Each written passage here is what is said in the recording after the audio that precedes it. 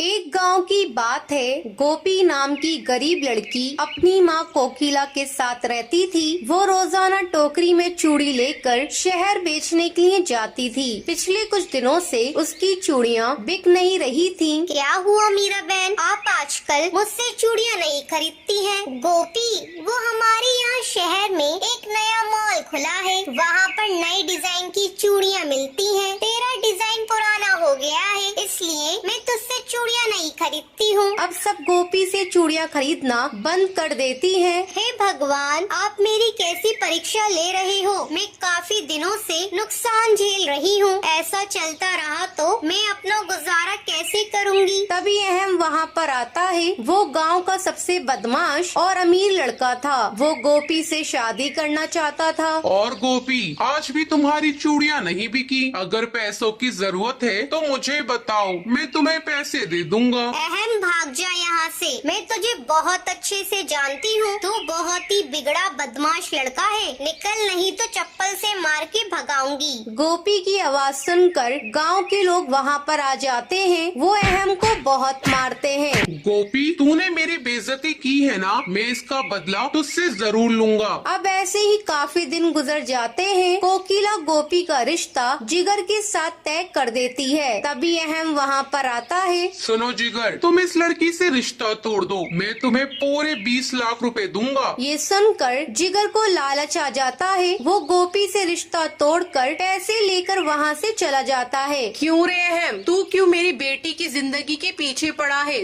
दफा हो जा यहाँ से। मैं गोपी की जिंदगी को बर्बाद कर दूंगा, तुम बस देखती जाओ आगे आगे मैं क्या करता हूँ। अगले दिन अहम गोपी के मकान मालिक को घर लेकर आता है। गोपी, तुमने मुझे पिछले 4 महीने से किराया नहीं दिया है, इसलिए अभी के अभी तुम मेरा घर खाली करो। आलोक अंकल, आप ये सब अहम के कहने पे कर रहे हैं ना? प्लीज हमें थोड़ा टाइम दे दो, हम कहाँ जाएंगे? मकान मालिक गोपी और कोकिला की एक भी नहीं सुनता है और उनका सामान घर से बाहर निकाल देता है। तभी राशि परी वहाँ से गुजर रही होती है। ये सब कौन है जो इस मासूम लड़की को परेशान कर रहे हैं? राशि अपना जादू चश्मा पहनती है और उसे गोपी के साथ जो हुआ था वो सब समझ आ जाता है। अच्छा, ये लोग इस लड़की को बिना वजह परेशान कर रहे हैं, मुझे इसकी मदद करनी चाहिए। वहीं कोकिला गोपी रोते हुए वहाँ से जाने लगते हैं। तभी राशि परी ऊपर आसमान से 2 जादुई चूड़ियाँ गोपी पर फेंकती है। ये कितनी खूबसूरत चूड़ियाँ हैं, ये कहाँ से आई हैं? ये तो बहुत ही प्यारी है। तभी वो चूड़ियाँ बोलने लगती हैं। गोपी, हम जादुई चूड़ियाँ हैं, हमें तुम्हारी मदद के लिए भेजा गया है। हम तुम्हारे साथ रहेंगी और तुम्हारी सारी परेशानियों को दूर कर देंगी। जब इन चूड़ियों में से बहुत सारी सोने की चूड़ियाँ निकलने लगती हैं। अब गोपी और कोकिला उन चूड़ियों को बेचकर अपने लिए घर खरीद लेती हैं। जब ये खबर अहम को पता चलती है, वो गोपी की चूड़ियाँ चुराने के लिए उसके घर जाता है। अच्छा, ये जादुई चूड़ियाँ हैं, अभी इसका हाथ काट कर छीन लेता हूँ। तभी गोपी जाग जाती है। भाग जा अहम यहाँ से, वरना तुझे बहुत भारी पड़ेगा। तभी जादुई चूड़ियों में से डंडा निकलता है। वो अहम को बहुत मारता है। अहम डर के मारे वहाँ से भाग जाता है। अब गोपी और कोकिला खुशी खुशी रहती हैं। तो ये थी आज की कहानी। क्या आपको पता है गोपी को जादुई चूड़ियाँ कौन देता है? अगर आपको पता है तो आप हमें कमेंट करके जरूर बताएं। अगर आप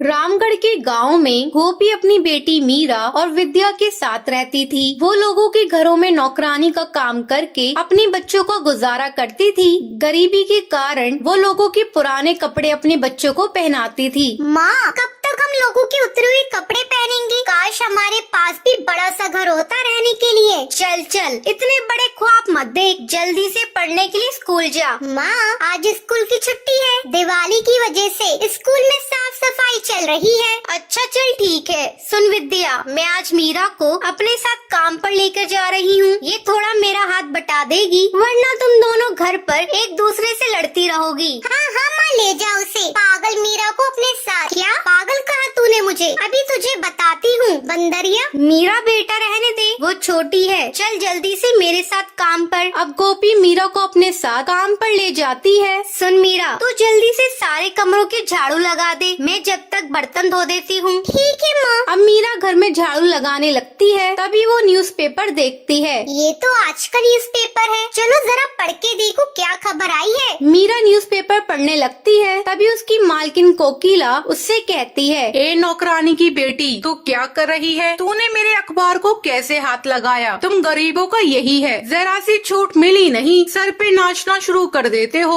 जा जल्दी से काम कर अपना। मीरा रोने लगती है। गोपी उससे कहती है, बेटा क्या हुआ? मालकिन ने तुझे कुछ कहा? चल बुरा मत मान, हम गरीबों का यही है, हमें सबकी सुननी पड़ती है, ऊपर वाला हमारी जल्दी सुनेगा। अब ऐसे ही दिन गुजर जाते हैं। एक दिन गांव में लॉटरी का टिकट बेचने वाला आता है। गोपी उससे कहती है, भैया मुझे एक टिकट देना, कितने की है? 20 रुपए की है। एक टिकट ले और इस टिकट को भगवान के सामने रख दे, कभी तेरी किस्मत पलट जाए। अब गोपी मंदिर में टिकट रख देती है। हे भगवान, हमारी गरीबी को दूर करो, इस बार ये लॉटरी मेरी लग जाए। अब एक हफ्ते बाद अहम वापस गांव में आता है। गोपी उससे कहती है, भैया जरा मेरा लॉटरी का नंबर देखना, मेरी लॉटरी लगी कि या नहीं। अरे बहन, तेरी तो 10 लाख की लॉटरी लग गई है, तो अमीर हो गई। अब गोपी खुशी खुशी घर जाकर मीरा विद्या से कहती है, अरे विद्या मीरा, अपनी तो लॉटरी निकल गई रे, हमारे दिन फिर गए, अब हमें किसी के सामने मांगने की जरूरत नहीं है, अब अपना बड़ा सा घर होगा। अब गोपी लॉटरी के पैसों से एक घर खरीद लेती है और वो उसमें खुशी खुशी रहते हैं। तो ये थी आज की कहानी। क्या आपको पता है लॉटरी का टिकट कितने का था? अगर आपको पता है तो आप हमें कमेंट करके जरूर बताएं। अगर आपको ये वीडियो पसंद आई हो तो इसे लाइक और ऐसी कहानियाँ देखने के लिए मेरे चैनल को सब्सक्राइब करना ना भूलें।